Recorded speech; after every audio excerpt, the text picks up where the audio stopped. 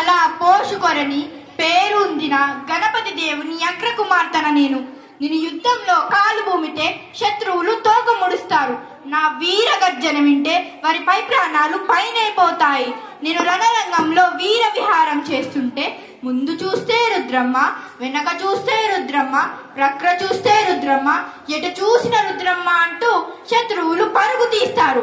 ఆంధ్రదేశ చరిత్రలో మా కాకతీయులకు విశిష్ట స్థానం ఉంది. మా తండ్రి గణపతి దేవుడు తమ ఒక పక్క సంగీత సాహిత్య నృత్య పనులు నేర్పిస్తూ మరో పక్క రాజనీతి అత్యశాస్త్ర విద్యను నేర్పించారు. మా తండ్రితో పాటు యుద్ధంలో ఒక్కొక్కరిని ఓడిస్తూ ముందుకు పోతుంటే దేవగిరి యాదవ్ రాజు నా మీద కత్తి దూశాడు. కానీ నేను పురుష దేశంలో విత్రంగించి విజయం సాధించాను. ఆంధ్రదేశ చరిత్రలో నా పరిపాలన కాలాన్ని ఒక స్వర్ణయుగంగా భావించారు. కానీ నా ప్రాంతాల పట్ల, రైతుల పట్ల, స్త్రీల పట్ల ప్రత్యేక శ్రద్ధతో అభివృద్ధి పనులు నిర్వహించాను. కారువడ్లు తవ్వించాను, గోప్రాణాలు కట్టించాను, శ్రీ విద్యకు బాటలు వేశాను.